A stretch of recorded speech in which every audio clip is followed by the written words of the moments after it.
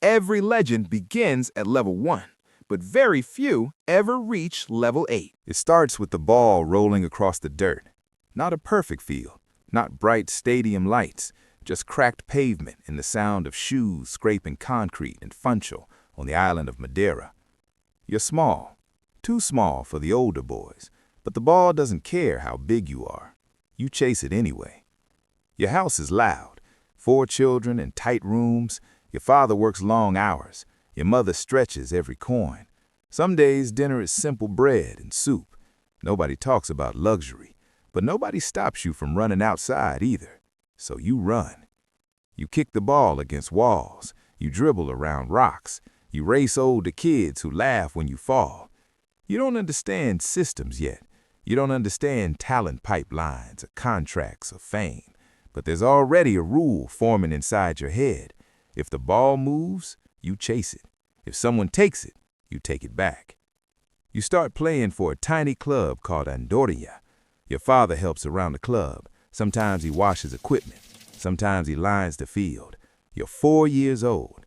The jersey hangs loose on your shoulders. But when the game starts, something changes. You stop being the quiet kid. You become the fastest thing on the field. Adults begin whispering small observations. He never stops. You don't hear them. You're already chasing the next ball. Level 1 has only one rule. Run harder than everyone else. You follow it without knowing why. Level 2 begins with the complaints first. Teachers say you're distracted. Neighbors say you're always outside. Your brother calls you in for dinner and you arrive late, sweaty, covered in dust. You say the same thing every time. One more game. You're not playing for fun anymore. You're studying movement. You notice which kids panic when pressed, which ones hesitate before passing, which ones slow down when they're tired. You start scoring more. At Andorinha, the adults begin letting you stay on the field longer. Sometimes you play against boys 2 or 3 years older. You don't complain. You adapt. Level 2 introduces a new rule. Talent attracts attention, but attention brings pressure. Parents watch games now. Coaches talk to your family. People ask questions about your future. You're 9 years old. You don't understand future. You only understand tomorrow's game. Then another club notices. Nassr. Better fields, better competition. You join. The games get faster. The defenders get stronger. For the first time, you feel it. Fear. You lose a match badly. You go home angry. You kick a ball against the wall for an hour. You promise yourself something small. You will never be the slowest player again. Something inside you tightens. Level 2 ends the day you realize something dangerous. You like winning more than you like playing. Level 3 begins in the airport. Feels colder than expected. You're 11 years old and holding a small bag. Your mother hugs you too long. Your father says little. You're leaving Madeira for the mainland, for the Academy of Sporting CP in Lisbon. Level 3 begins with separation. New rule. Dreams require distance. The academy is strict. Wake up early, school, training, gym, training again. Every kid here was the best player in his hometown. Now you're all competing for survival. The first weeks are brutal. You miss home. You hear different accents, different slang. Some kids laugh at your island dialect. You respond the only way you know. You train harder. But level 3 adds another test. At 15, doctors find a heart problem, a small irregular rhythm. Suddenly, everything pauses. Football stops. There's surgery. You lie in a hospital bed staring at the ceiling. For the first time, the system reminds you, talent can disappear overnight.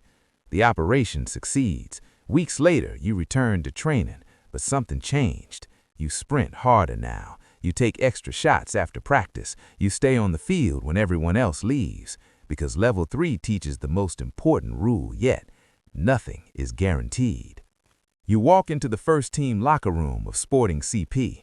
Some players barely acknowledge you. You're 16. The boots cost more than your family used to spend in a month.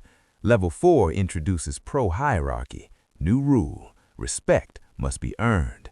Training sessions are faster. Tackles are harder. Mistakes are punished instantly. You learn quickly. dribble less in dangerous areas, move faster without the ball, finish every chance. Then one night changes everything. A preseason match, your opponent, Manchester United. You play fearless, step-overs, explosive runs, defenders struggling to keep up. After the match, the visiting players say something unusual to their manager. You should sign that kid. Within weeks, a deal happens. You're 18. You move to England, to Manchester United under Sir Alex Ferguson. Level 4 rule. When opportunity arrives, hesitation kills it. The stadium holds 70,000 people. Your first games are messy. Too many tricks, too many risks. Critics appear. They say you're flashy, immature. You listen, then you adapt. Training doubles, gym sessions increase. You sharpen your finishing. Something dangerous begins forming. Discipline. Level 5 introduces fame. The stadium lights feel normal now. The noise of Old Trafford becomes background sound. Level 5 introduces fame. New rule. Performance creates gravity. Goals multiply, assists follow. You win the Premier League. Then the biggest stage arrives, the UEFA Champions League. 2008, final whistle, victory. Later that year you win the Ballon d'Or, best player in the world. The number feels surreal. Millions of fans, billboards, endorsements. But level 5 has a hidden cost, expectation. Every game must prove the award was deserved. Every performance becomes a test. You begin obsessing over details, diet plans, sleep schedules, extra gym hours. Your body becomes a project because level 5 teaches this rule. Once you reach the top, the fall becomes visible. Then another call arrives from Real Madrid, the biggest transfer in football history, $94 million. You accept. The stadium in Madrid holds more than 80,000 voices. Every one of them expects greatness. Level 6 begins with pressure that never ends. New rule. Legends are measured in numbers.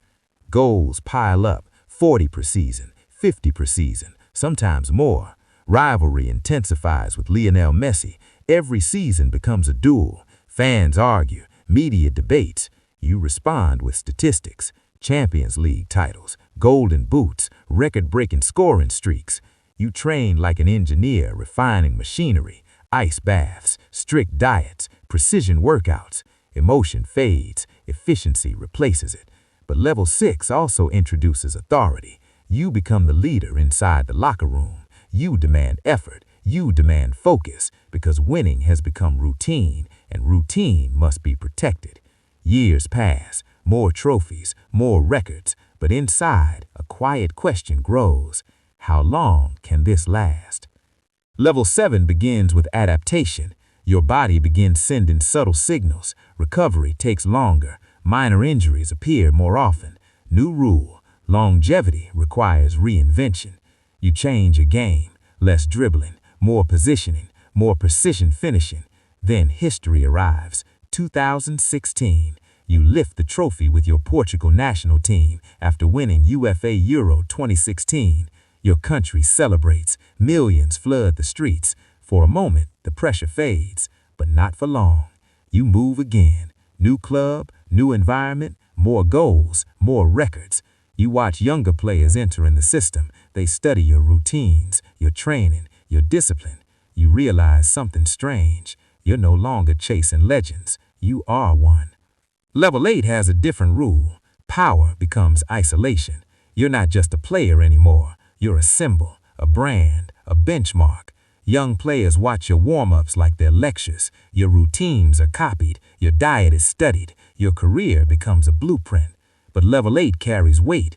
Every goal feels historic. Every missed chance becomes news. You understand something clearly now. Fame never truly slows down. It only watches more carefully. You train anyway. You score anyway. Because stopping was never part of the system. And somewhere, on a small street in Funchal, a kid is chasing a ball across cracked pavement. He runs too much. He kicks too hard. The older boys laugh when he falls. He thinks it's just a game. He doesn't understand the system yet, but he will.